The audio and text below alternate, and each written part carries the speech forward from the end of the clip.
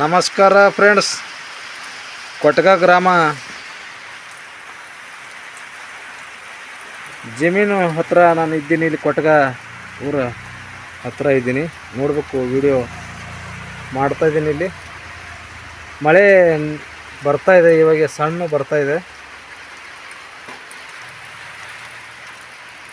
ಅದೇನೋ ಹೂವಿನ ಗಿಡಕ್ಕೆ ನೀರು ಹಾಕ್ತಾರೇ ಅಷ್ಟೇ ಹೊಂಟಿದೆ. ಇದೇನು ಮಳೆ ಏನೂ ಆಗಲ್ಲ.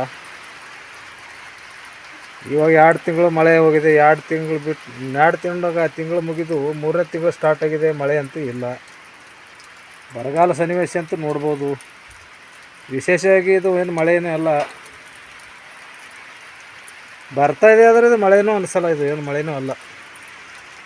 ಇದು ಬಂದರೆ ಭೂಮಿ ಕೂಡ ತೊಯ್ತಾ ಇಲ್ಲ. ಸುಮ್ಮನೆ ಏನೋ ಕಲ್ಲಿನ ಮೇಲೆ ನೀರು ಬೀಳ್ತದೆ ಅಷ್ಟೇ. ನೋಡ್ಬೇಕಿಲ್ಲಿ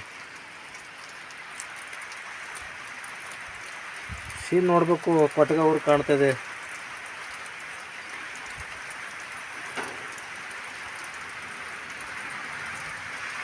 ಸ್ವಲ್ಪ ದೂರ ಇದೆ ಕೊಟ್ಗ ಊರು. ನೋಡಬೇಕು. ಐನಾಪುರ ಹೋಗುವಂಥ ಮಾರ್ಗ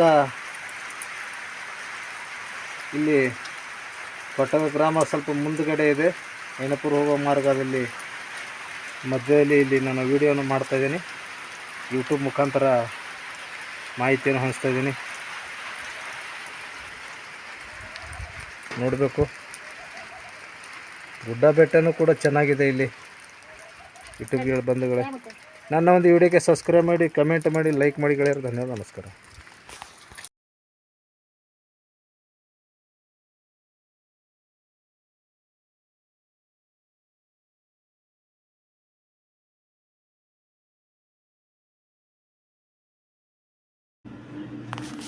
ನಮಸ್ಕಾರ ಗೆಳೆಯರೇ.